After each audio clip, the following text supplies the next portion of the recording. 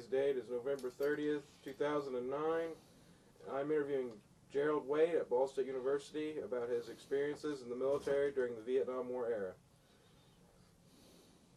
Jerry, what unit did you serve with in Vietnam? I served with 29th Civil Affairs Company in Da Nang, and then I was further attached to 1st Marine Division. What other units did you serve with? Well, that was my basic unit for the whole war. I was from 1st Marine Division, I was attached to 5th Marines, and then I was attached to 2nd Combined Action Group at Hoi An, which was the provincial capital of Quang Nam Province. Could you tell me a little bit about your early life, or just your life prior to joining the military? I come from a very small town in southern Illinois, 2,000 people, and I went to school out of high school. I went to school in Colorado at Trinidad State College in southern Colorado, and then transferred back to the University of Illinois, and my grades made me draft eligible. I was number 3 on a list of 4. So I enlisted in the Army and was an artillery surveyor at Fort Sill, Oklahoma. I applied for officer candidate school, thinking I would go to Fort Sill artillery officers training, and I went instead to infantry officer school at Fort Benning, Georgia. But that's prior to Vietnam stuff. What's your earliest Cold War memory? Oh, 4th grade, 5th grade, talking about the Soviet Union and the atomic bomb, and we had a lot of drill for, sitting under our desks or going to the basement in the case of an atomic attack. But I remember my 5th grade teacher talking about how people in the Soviet Union weren't free like we were. And that's about the earliest I can remember. Would you have considered yourself a strong believer in the cause of anti-communism at the time? No.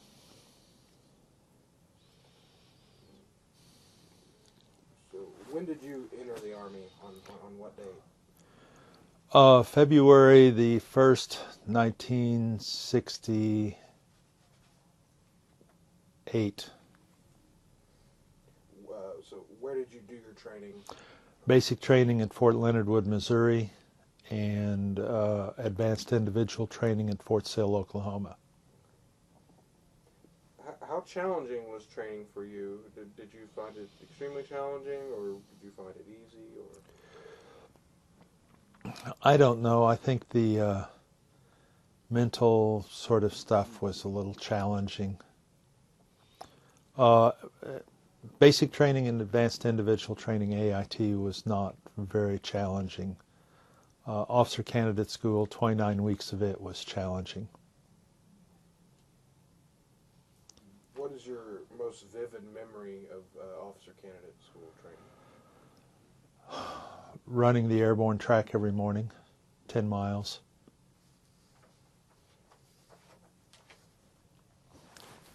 Would you feel you had very strong esprit de corps when you were with the 82nd Airborne? Yes.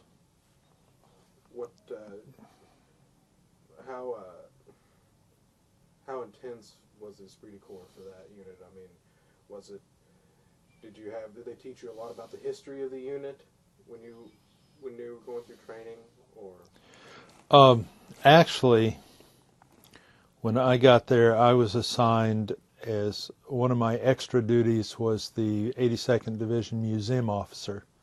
So I was assigned I had the position as the division historian for a short while, for about 6 months. But I learned a lot more about the history of the unit than most people that were there. But the esprit de corps was, we had people that had landed on the beach in Normandy. We had people in that unit that had made 4 combat jumps in World War II. I went to the funeral of Gerald Steele in Wilmington, North Carolina. He was the soldier who got hung up on the church steeple at St. Mary Glees in the Normandy drop. And mainly because of a generational thing, because I was there in the last little bit of the World War II generation. I think there was a lot more esprit de corps. So what specialties did you train in? All your specialties that you had? Well, an infantry officer is expected to be able to work in several specialties, but my main training was as a civil affairs officer. I had 8 weeks at Fort Gordon, Georgia as a civil affairs officer. And after Vietnam, I came back and went to Fort Knox as a armored motor officer. Did 8 weeks of training there.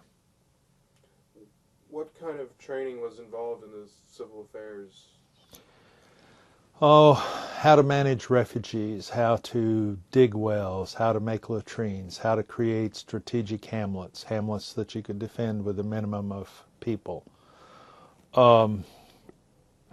Disease control, health, that sort of stuff.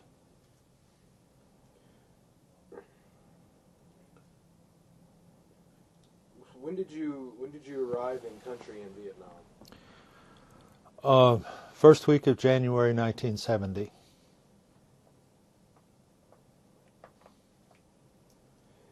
When you arrived, what was the morale of the troops like on the ground at the time? I really don't know. Because of the type of job I had, I was sort of a free agent, so I was around the Marine Corps some, and I was with what we call Cap Marines in the field, Combined Action Platoon Marines. But it was such a small unit, it's tough to tell. And the Marine morale is a lot more gung-ho than the Army. Food's better too. So, were those the main differences you noticed between the Marines and the Army? Because I was never really with a Army unit in a combat area, I really don't know. I liked being with the Marine Corps. The Marine Corps take care of their people in a far different way than what I think the Army does. And the Marine Corps basically had less drug problems and less alcohol problems than what I saw in the surrounding Army units. How did it make you feel to be immersed in a totally different culture than what you're used to in the United States as when you're working in Vietnam? Does that reference Marine culture or Vietnamese culture? Vietnamese culture. I liked it. I liked Vietnamese culture. Now, the fact was, even though I had a lot of hours in anthropology before I went, I didn't really understand things really well. One of the villages I built, I really built it to Southern Illinois specifications. 8 streets one direction, 8 streets the other direction, 1 square mile. And I never really studied Vietnamese culture before I was there. And then with the military, it was sort of a bastardized culture. Because people were refugees, because they were dependent on us for food and water, because we were constantly herding them around. I was in Quang Nam province, south of Da Nang. There were 1 million people living in that province. 500,000 of them, 1/2 of the population, were refugees.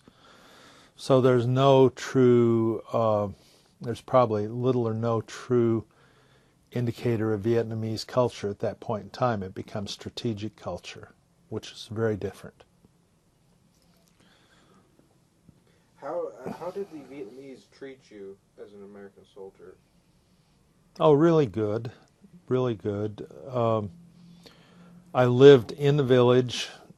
We did security in the village, so we weren't always there at night. We would do ambush and patrolling at night in at least the one village I lived in a long period of time. And the Vietnamese always tried to share their food with us. They always gave us tea, which we really couldn't drink, but we had to pretend.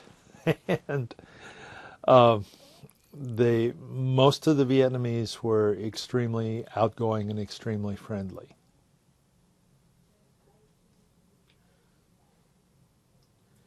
So, what kind of duties would you do just on a day-to-day basis as a civil affairs officer in Vietnam? I supervised the digging of wells. I supervised the construction of housing, running a sawmill. I did EOD work in the place where I lived. It had been carpet bombed for 6 months prior to my being there. I blew up 2,500 unexploded pieces of ordnance in the first month that I lived on Gonoy Island. I had kids that worked for me as bomb finders. We'd clear fields 1 hectare at a time. Once I got pumps for irrigation, which disappeared. I got palleting off of ships into Nang Harbor, which we sawed up and made into house lumber. I got concrete tiles, which we used to dig wells, which we dug wells, which we lined wells with as we dug them. We did security stuff. We did sweeps with people called RFs and PFs, Regional Forces and Popular Forces. Those were Vietnamese paramilitary. They were worked with us. We did security sweeps. We did, I don't know, just a variety of stuff. No day was ever the same as the day before. So you mentioned you had kids that worked for you. Was it a large number of kids that do this? Probably somewhere around 15 or 20. Some of those kids I know as adults today. Some of those kids, their parents were VC. That's why I never met their parents. But there were probably, over the course of 5 or 6 months that I lived at Gonoy, there were probably 15, 16 kids, something like that. How did you get them to work for you? Did you pay them, or did you... Paid them. Their parents could work a 16-hour day and make $1 or $2 at the very most. I paid those kids 50 cents a bomb and $1 for a really big bomb, like a 1,000-pound bomb. There were unexploded bombs that were World War II ordnance that should have been dropped on Berlin or something that were still around. There were artillery rounds. There were bombies, which are baseball-size cluster bombs. There were mortar rounds. There's just every sort of piece of ordnance of every description. So I paid them some based on size, some just on, if it was a piece of unexploded ordnance, I just paid them about the equivalent of 50 cents. And if it was something really big that could do a lot of damage, then I paid them a little more. But the kids, and then I would also take the explosives I hadn't used during the day, the extra plastic explosive, and blow some fish out of the river or out of the ponds around there with it for the kids to take home a little extra protein. And I toss a 1/4 pound of C4 into a pond, and it'll stun a lot of fish.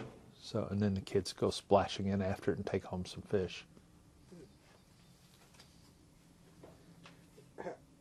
How did it make you feel to be the only Army guy around with all those Marines? Was it a very lonely feeling? Or? No, actually we were tight as a unit. When I went back to the rear area, and I'd go back to the 1st Marine Division rear once every couple of 3 weeks, that was pretty standoffish. I'd go to the officers club and somebody would start something about Army doggies in our midst. But in the field, we were tight. We were really, really tight. We didn't have rank. As a matter of fact, there was a Marine sergeant that was in charge of the caps, and whatever he told me to do, I did. He was very, very good as far as security. I mean, as far as village building, I was in charge, but as far as security, he was in charge. So, and we didn't necessarily have rank. It was more by leadership, by expertise. We didn't wear rank either. We generally, most times we had, most times just T-shirt and a bush hat. Since you were an officer, did you ever feel any animosity from the enlisted men? Not out in the field. Actually, most places where I went, I never really felt that. I take Marines back to Vietnam, so I get more crap about that now than I did then. But once again, there were 7 Marines living in the village with me, and we were pretty tight as a group. You said there was only 7 Marines and then you? Yeah. So how many people were in Gonoy Island that you were in charge of? 2,200.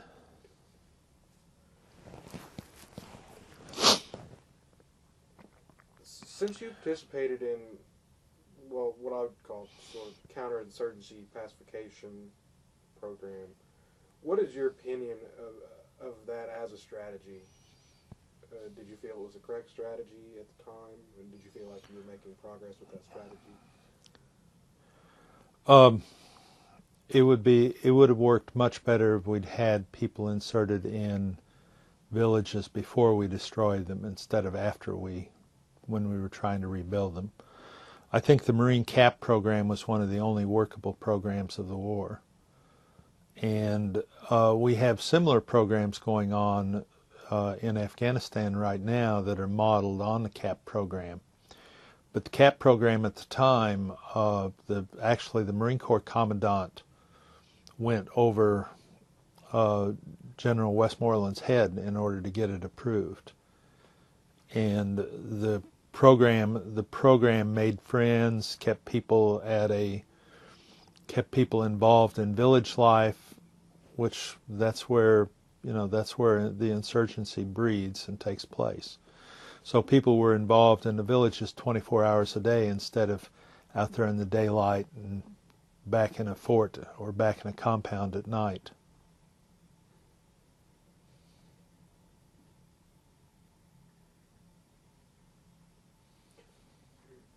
How much sleep did you get on an average night? I don't know. Hour at a time. What kind of effect did the lack of sleep have on you?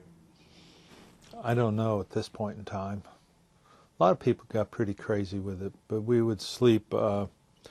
We did the Vietnamese thing. The Vietnamese don't sleep as much as we do. They sleep more smaller periods of time, but they sleep during the day, which we would sleep during the heat of the day. We'd sleep 12 to 2 or 3, and then we would sleep 3 or 4 hours at night. But that's more of the Vietnamese model and that's a combat sort of model too. You know, we'd take turns. We'd go out on ambush, and we would take turns sleeping. Did you feel that your unit was well supplied? And how difficult was it to get the equipment you needed to do your job?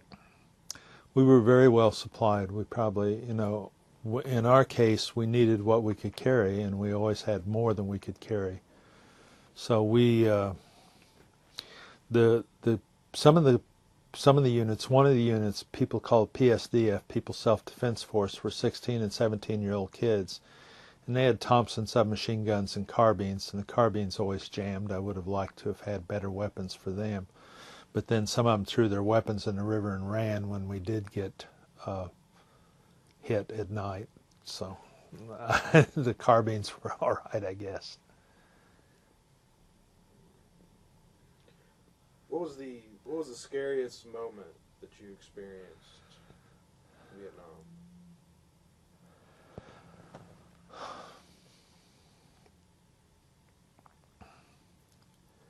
Actually, the scariest moment was back at Da Nang in a rocket attack.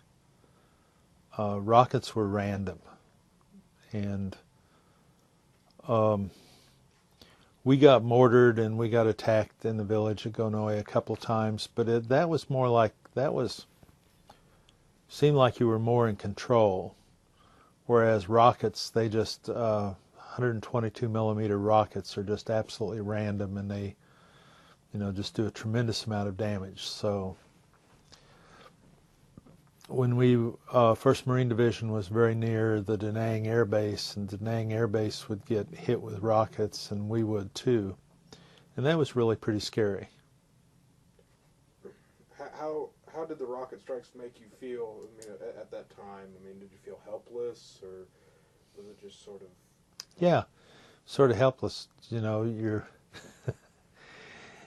There's just absolutely nothing you can do except run for a bunker. We had a shower that was a bunker, but it was a long way away from where I slept. And the Seabees had been there. It was covered with about 4 feet of concrete. And there would be probably 20 or 25 of us in that little shower that was about the size of this office, about 80 square feet maybe.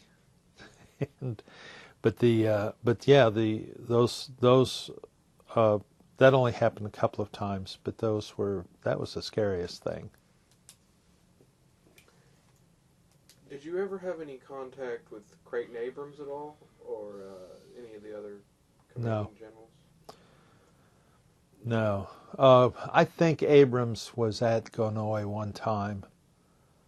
I know Chu was, and I think Abrams might have been with him, but if they were, I wasn't there on that day.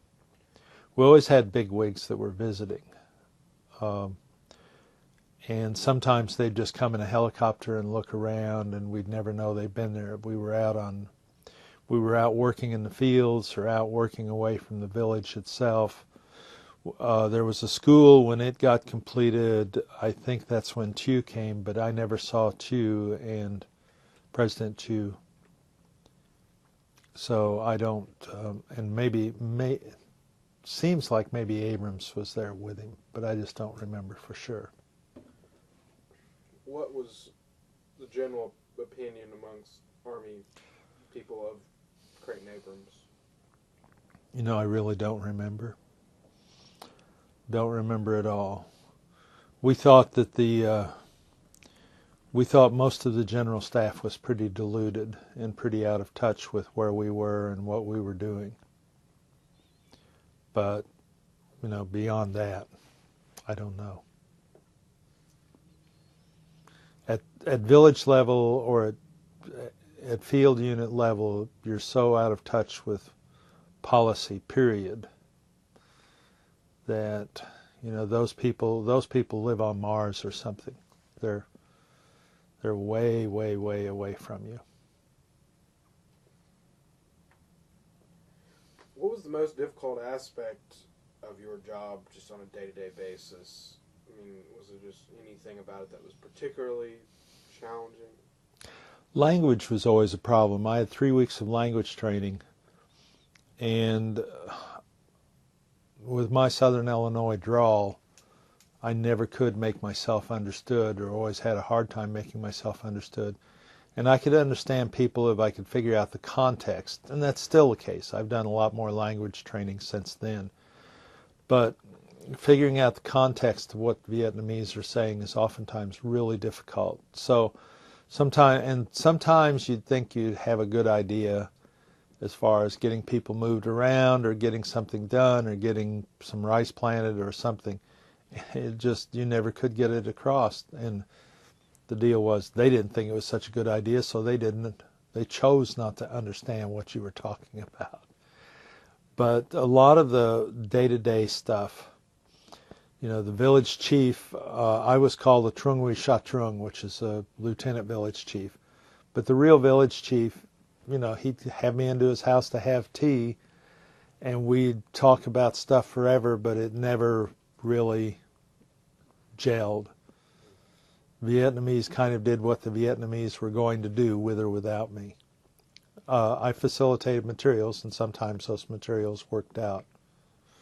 Some of the tin that I got still on houses there today. Pretty rusty, but still there. So you had basically had to learn most language on your own? Yeah. I had an interpreter, but he deserted pretty early on. He didn't like village people. He didn't like rice farmers. And he disappeared one night in a firefight. So I don't know whether he went north or went south, but we never found his body, so I'm assuming he went south to back to Saigon, where his family was from. He was city. And he thought he looked like a movie star, and he would always dress freshly starched clothes, and just really, he hated living out in the village, and he hated rice farmers. So, you said they gave you 3 weeks of language training. Did they tell you anything about the Vietnamese culture before you went over there, or most of not before we went over there. Matter of fact, Fort Gordon, which was the civil affairs training, was really remiss in that aspect. And we got some culture training when I was first there, when I was first assigned to the Marines. But it was really cliched, sort of, Vietnamese do this, and they do this. It was nothing really, there was nothing really in-depth about culture at all. And certainly not culture as I know it now. Did you feel you could trust the local Vietnamese, or Yeah, probably more than what I should have, because the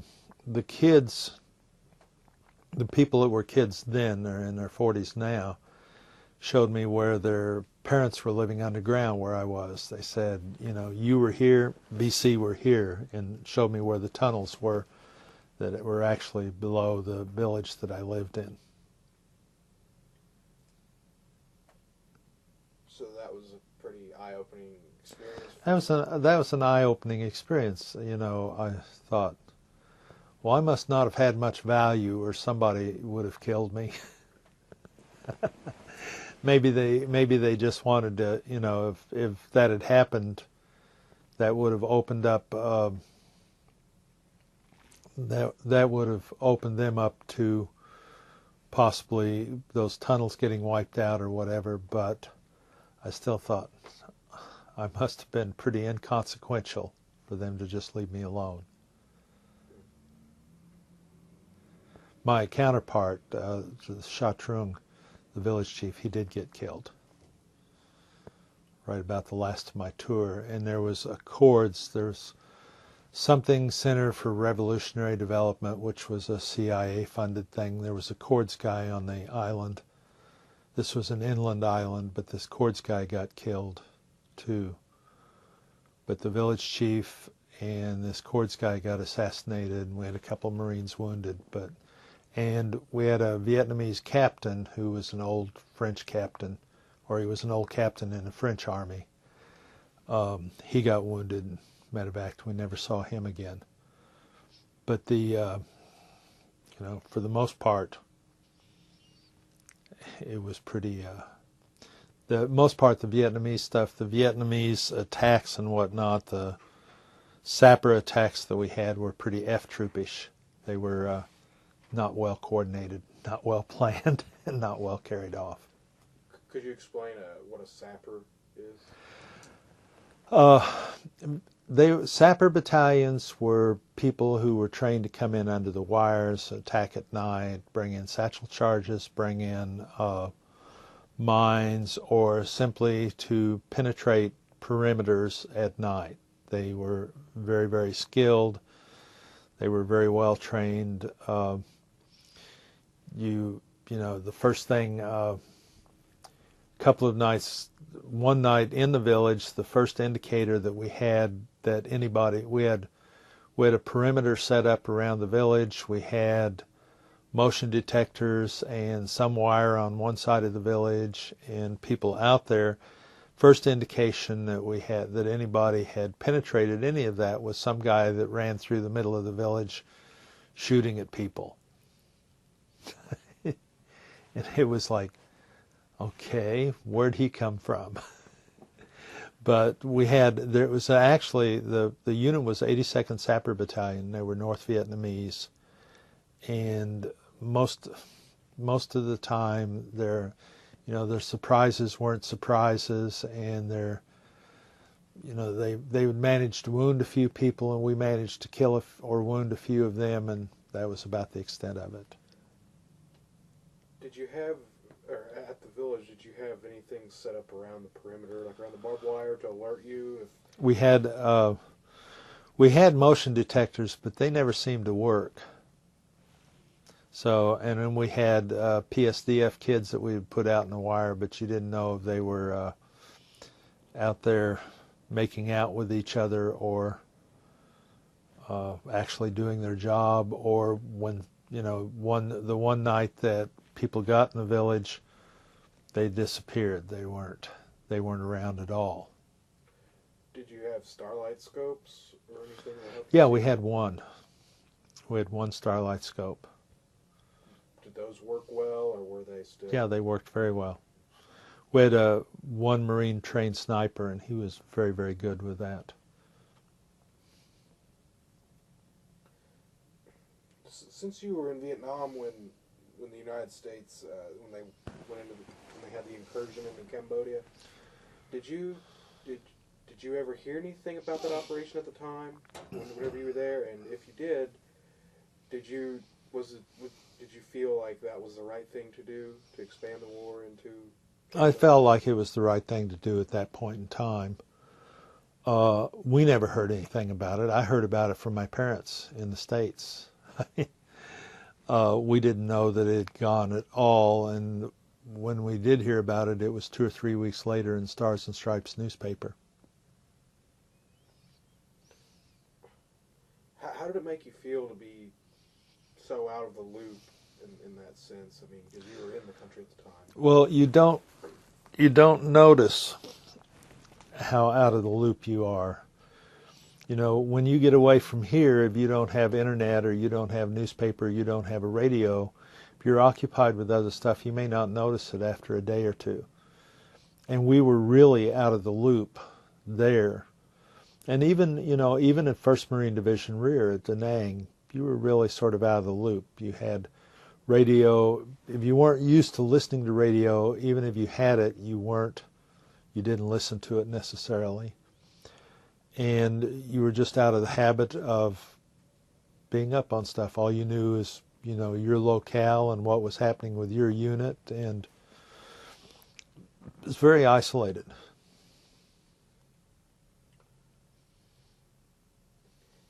How did you feel when you were a short-timer?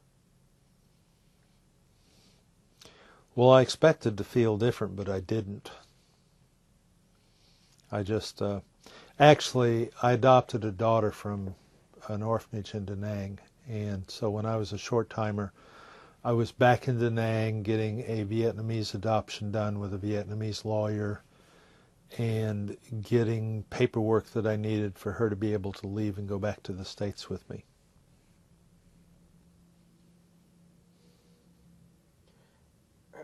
How did you feel about the anti-war protests and the Kent State massacre? Were you? I don't remember how it registered. I was aware of the anti-war stuff, and I was aware of Kent State, but I don't really recall. Once again, it wasn't part of my world at that point in time. And I really thought that, generally anti-war protests were maybe wrong at that point in time. So, how'd the anti-war protesters make you feel as a soldier? Did they offend you, or were you indifferent? Pretty indifferent. I thought maybe it wasn't right that people were not supporting the government and thereby us. But I really didn't. I really didn't care that much one way or the other.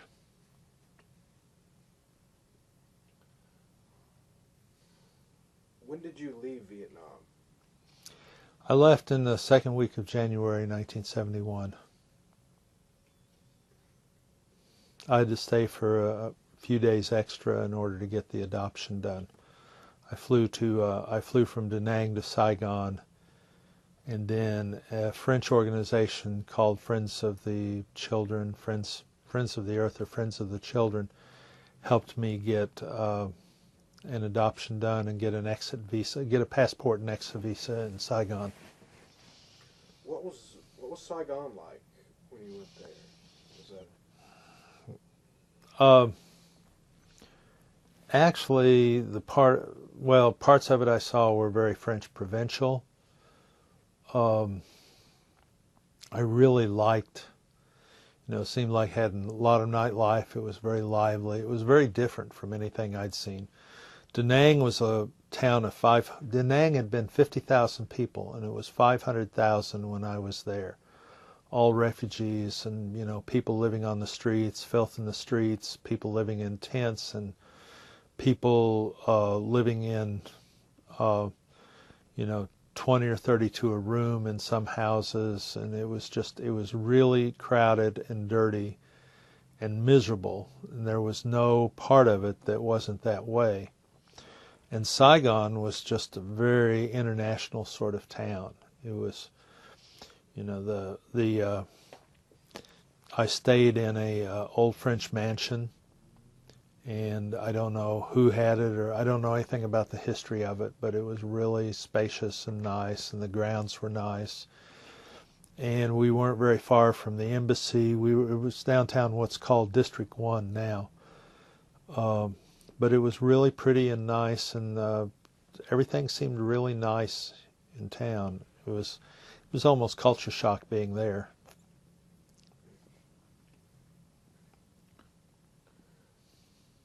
Did you get any awards for your service in Vietnam?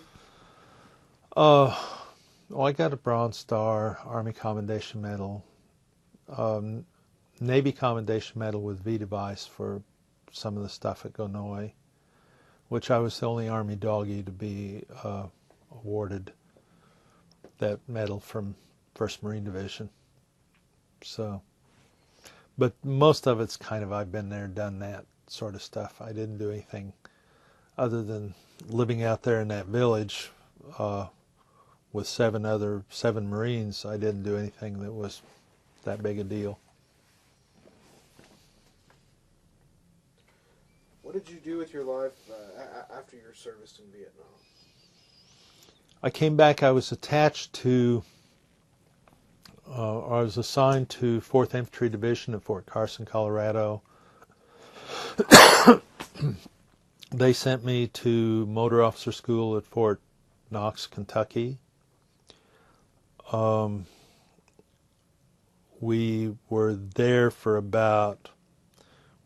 little over a year, and then I was discharged or detached as an officer. You're not discharged, you're detached to the Ready Reserve. But or reattached to the Ready Reserve. I don't know how it works, but you're attached to the reserves for so many years. And so we moved back to Illinois, and I worked for a while for Western Diesel in Evansville, Indiana. Lived in southern Illinois and worked over in Evansville. And then moved here and got a job teaching vocational education, taught vocational auto mechanics and vocational diesel mechanics in high school for 11 years, took early retirement, raced horses, ran a body shop, ran a auto repair shop, went back to school, started teaching anthropology in a prison, and here I am. I teach half-time in prison, half-time here on campus.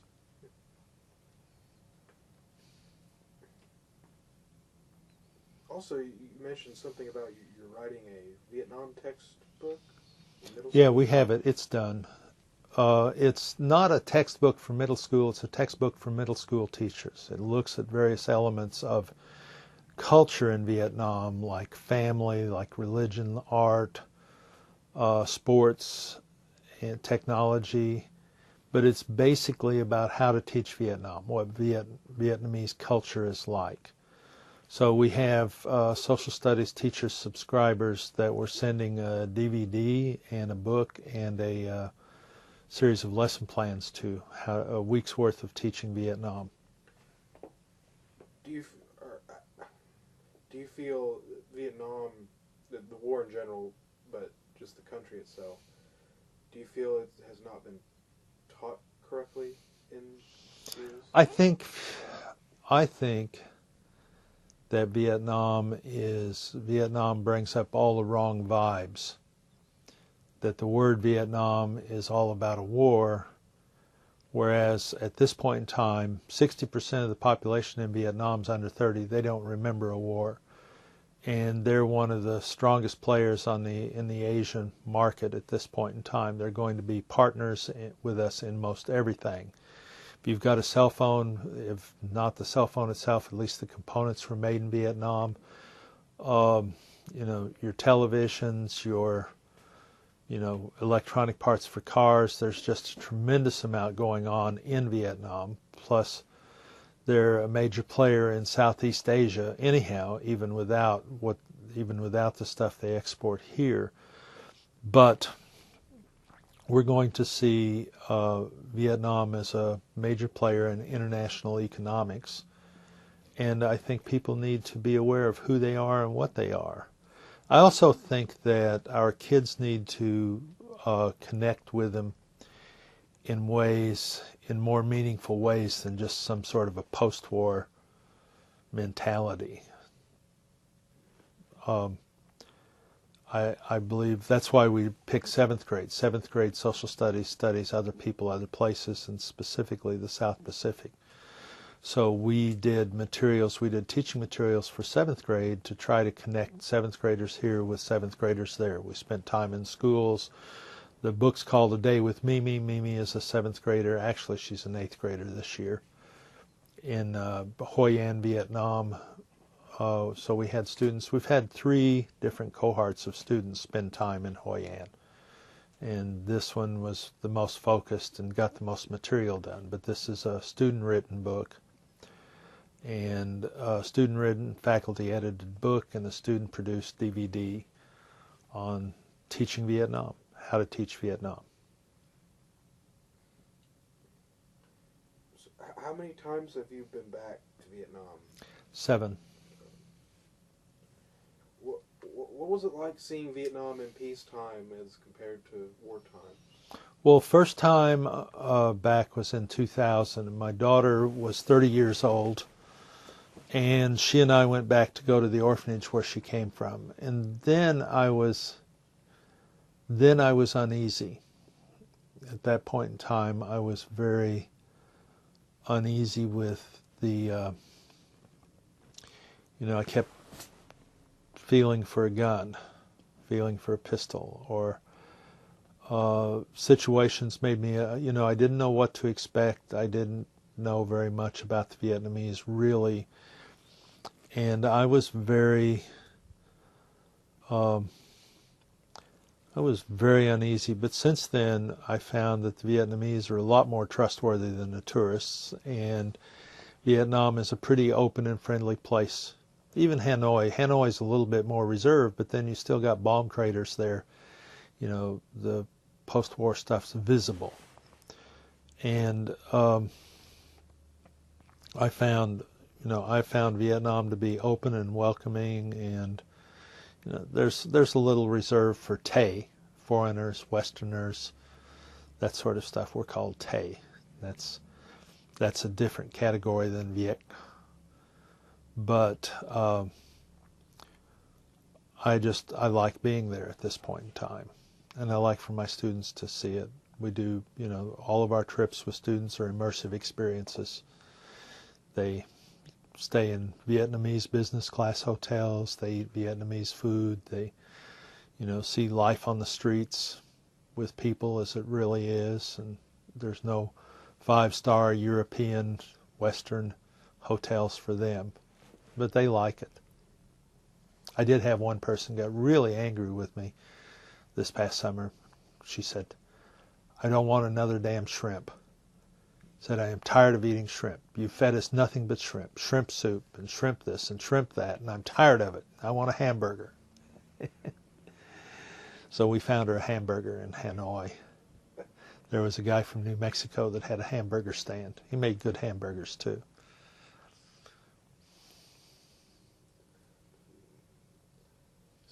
Since your service in Vietnam, what have you learned about the war and your role in it? Well, at this point in time, I believe that the war was, a flat-out lie. I think that if we'd known anything about the Vietnamese, we would have stayed very clear of it. If you look at the Vietnamese, they fought the Chinese for 1,000 years. We're not going to commit to a 1,000-year war that you can't win. Well, maybe we will, but maybe we have. But I really believe that as I look at Ho Chi Minh's relationship with Truman, or lack of relationship with Truman, and I look at the letters that Ho Chi Minh wrote trying to keep us from reinstalling the French as their masters and owners. And as I look at the whole evolution of colonialism in Southeast Asia, I really think the war was really wrong, misguided, and pretty bad judgment. I think that it was a waste of 58,000 American lives, probably double that by the time you figure the drugs and alcohol and suicide deaths. I think it was a waste of over 5 million Vietnamese lives. We killed, or the war killed, not us. The war killed 13% of the population of Vietnam. Entire villages wiped out and gone. Both sides killed more than their share of people. 5.1 or 5.2 million, if you believe the Vietnamese government. Actually, U.S. government says, there's only 1.9 million people killed, and Vietnamese government says 5.2, and maybe we'll never know what the real truth is. But the war killed a lot of people that it shouldn't have, and which wars tend to do. I think war needs thought out on a little different basis than we tend to think it out at this point in time. Communism wasn't a threat from Vietnam. Ho Chi Minh's communism, Ho Chi Minh would have liked to have become an American state or an American property. And there's 6 letters that the State Department never gave to Truman at that point in time that basically Ho Chi Minh would have done anything to keep the French from being reinstalled as their colonial power. I don't know. I think it was mismanaged from the 40s right up to the very end, and I think that we were deluded for thinking we could do something deluded for thinking that the outcome would be any different than what it was. We could have done it for a few hundred more years and the outcome would have still been the same.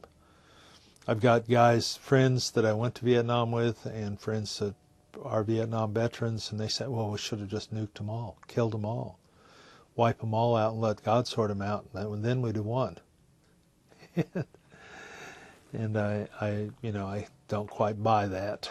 But my opinion, actually, I have friends that were hippies on the mall in Washington that are now supporters of the war in Iraq and Afghanistan, and they say I've gone wrong somewhere because I'm not.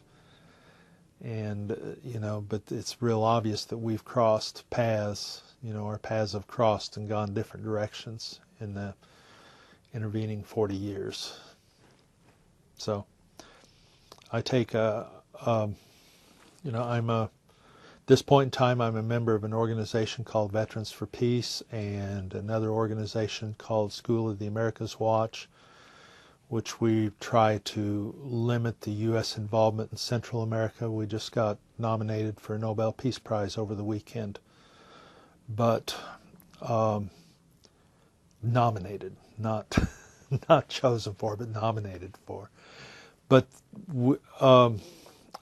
I think that people need to, people who don't fight wars tend to be gung-ho about sending our kids to war. I think we need to, I think we really need to reconsider, at what point, what's worth killing somebody for.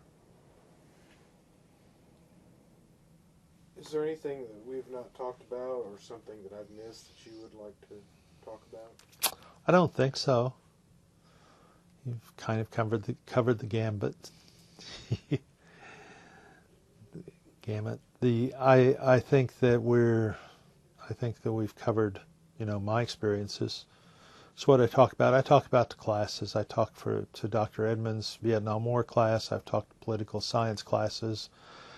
I've been guest lecturer at churches and other classes around here, other organizations. Just did a talk, an invited speech at the diversity conference here in Ball State this last 2 weekends ago, or a week ago, on doing research in Vietnam and figuring out how research comes about from this sort of post-military perspective.